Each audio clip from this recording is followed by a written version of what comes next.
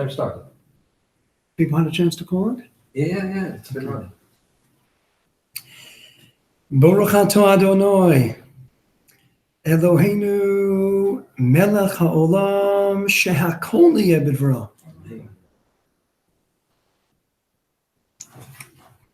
It's always good to start with the shehakol. As we mentioned, one of my favorite ideas, how does a Jew get up in the morning? A Jew starts with a cup of coffee. And you make a cup of coffee, you put in the bitter coffee grains, then you put in some sugar, you put in some sweetener, and it goes from bitter to sweet. It starts out hot, you add some water, you add some milk or cream, and you make it cold. Starts out dark, and then after the milk or creamer makes the coffee light, Yid gets up in the morning, Avishtar, is today going to be bitter or sweet? Is it going to be hot or cold? Is it going to be dark or light? I don't know. The only thing I know is whatever it's going to be exactly the way the Rebbeinu Shalom wants it to be. So, welcome everybody. Baruch Mabam. Whether you're a Patriots fan, whether you're an Eagles fan, are you happy with the score? They just told me 22-12 at halftime. Eagles are up. I'm sorry, New England. But just remember, it's all going to happen exactly the way the Rebbeinu Shalom wants it to happen. So bring out that coffee and learn those lessons. So let's get started. Wait, wrong sport. Wrong sport. Here we are at halftime. New England Patriots against the Philadelphia Eagles. Halftime Super Bowl 52 in cold Minnesota. So let's start with a favorite Ksav Sofer, one of my favorite parts in the name of the Ksav Sofer. He writes this in Igra Soferim in Igra Yerches Avar. We mentioned many times that in the future, Kodesh Baruch Hu is going to teach Klal Yisrael Torah. So Yehuda, they're going to teach Torah to Klal Yisrael, to the Jewish people, in the Tartias and the Kaksiyas of the Goyim, in the theaters, circuses, and stadiums of the Goyim. And the question, of course, is why is that? Ask the Ksav Sofer. And there's a lack of places to learn Torah. We can't rent out big convention centers. We have to go to MetLife Stadium, to Madison Square Garden. We have to go before Mashiach comes into the stadiums of the Goyim.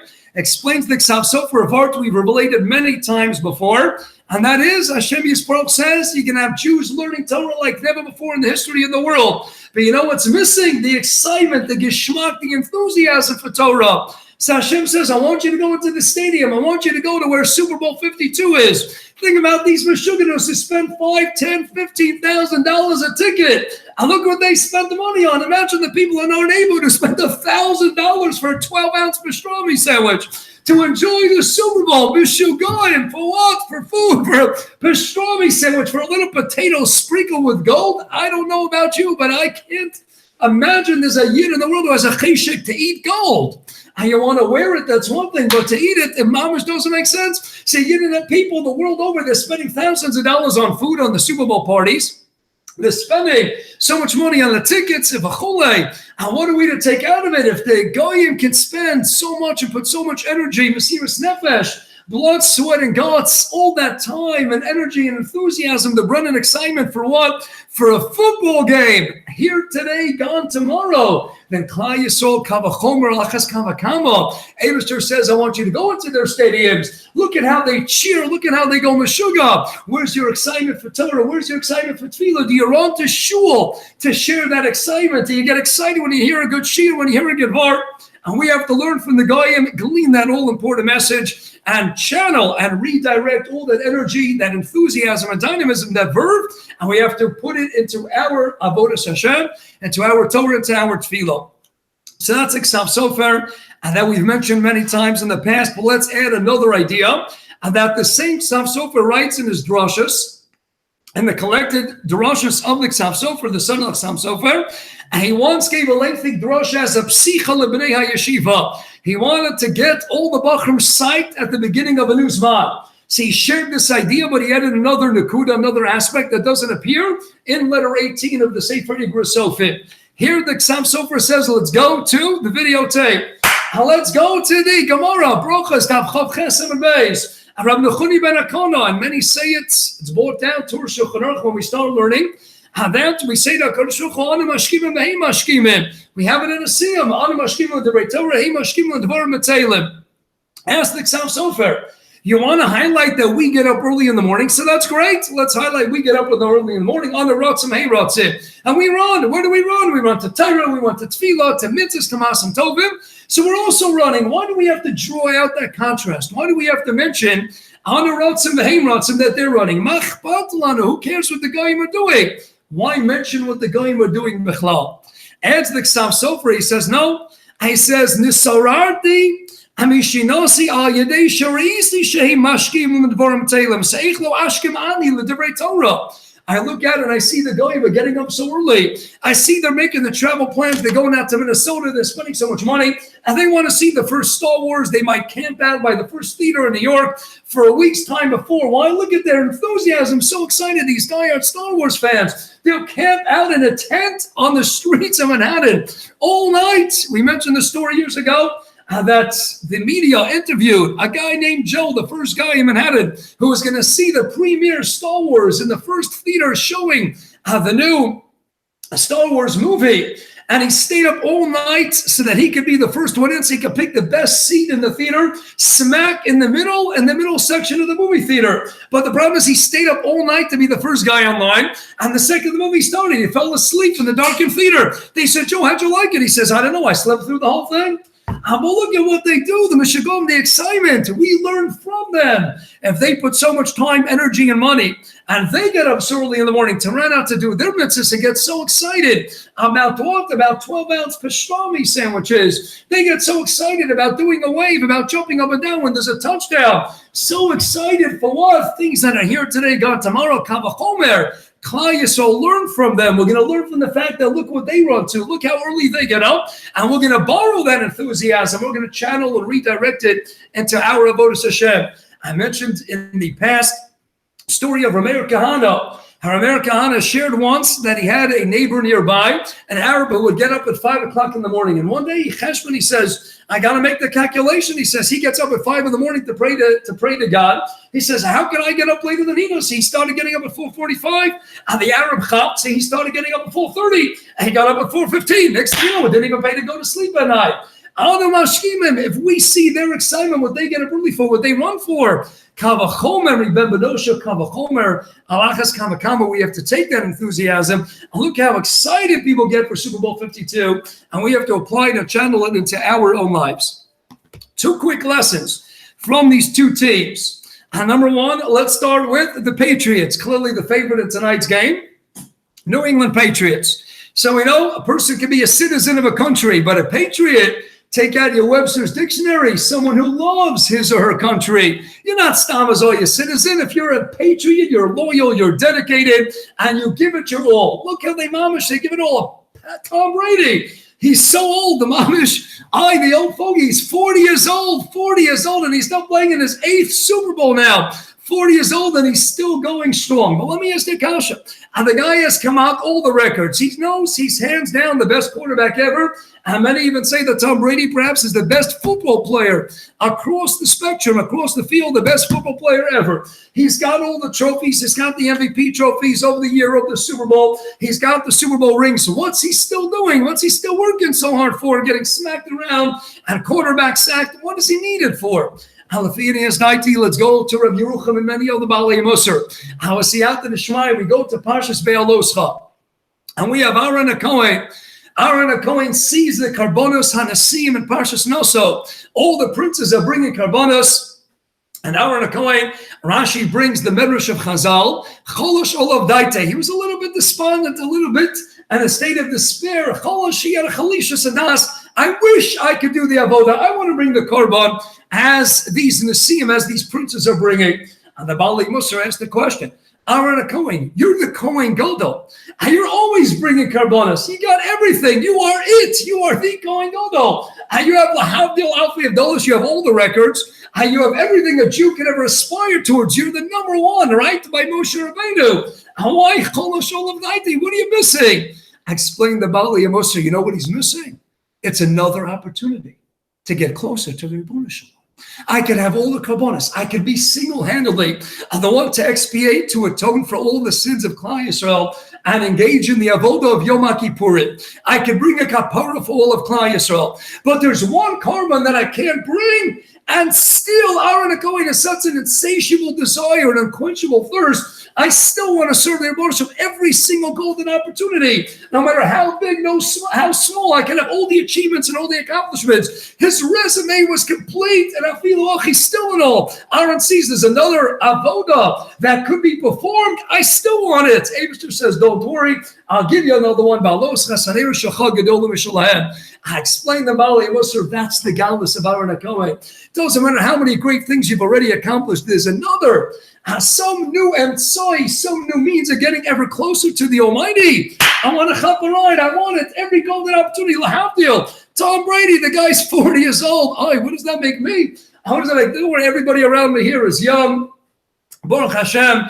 How can we be 40 years and he's still playing? He's still getting sacked with all the studies. He's got every goal, every trophy, every award. Patriots is what? Another Super Bowl, another award. You can have all the awards in the world, but what? There's a thirst because someone who loves football, someone who is a patriot. He doesn't stop living his country. He loves his country. There are people who play football, but to love football the way Tom Brady does, and there's another trophy, another award, another ring, any new opportunity he wants to seize. That's the cheshek again.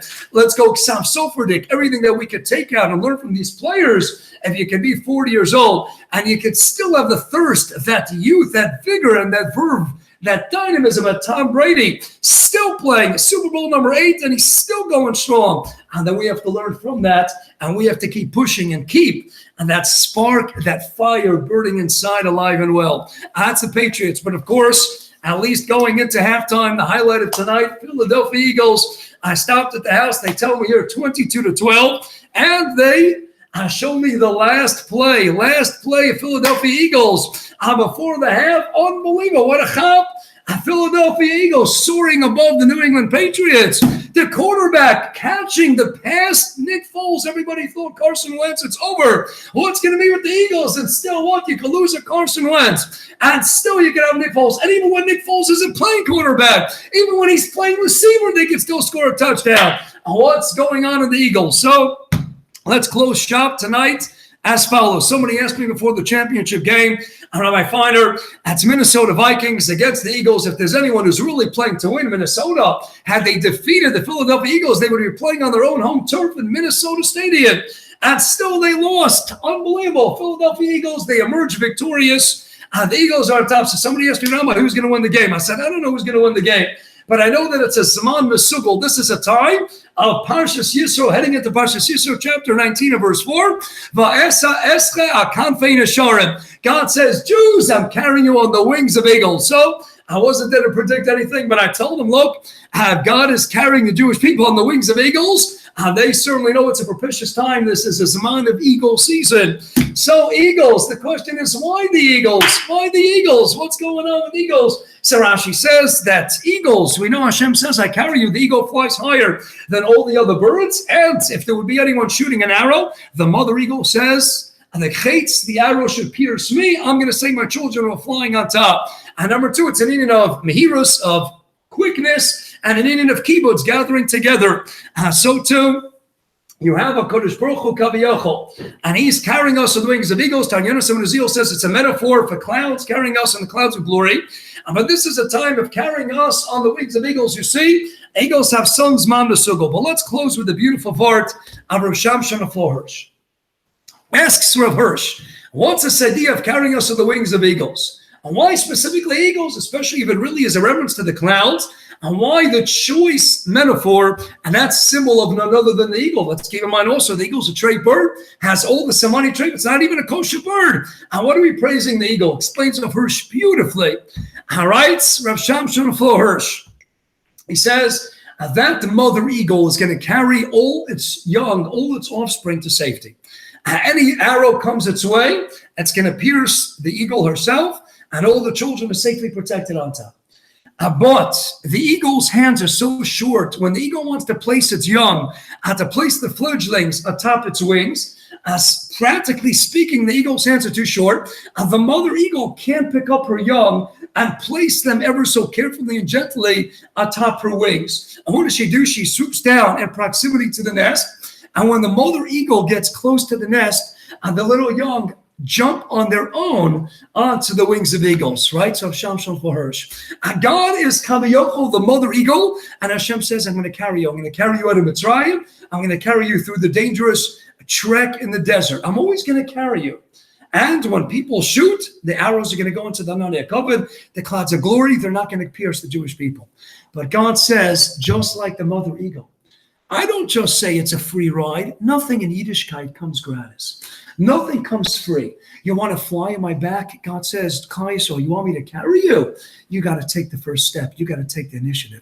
You got to jump on my back and show me that you're going to take risks as well. If you're willing to take risks and sometimes be Moser Nefesh, and you're going to give up a little bit, and you're going to jump. What do you mean? The eagle puts its nest atop the tallest trees. Imagine that little fledgling, that little young eagle. It's got to take a risk, and it's got to jump ever so dangerously outside of its nest. But it knows that if it jumps and takes the risk and takes that initiative, the mother eagle is going to go ahead and carry it to safety. Right? So first, God says, I love you. I care about you more than you could ever imagine. I'll always protect you. But you got to show me that you're willing to take some risks. You got to take the first step, and then I'm going to bring it to safety. Eagles, you went into halftime. You got the momentum. Take a little risks. Have running back catch. Take the snap from the center. Go ahead.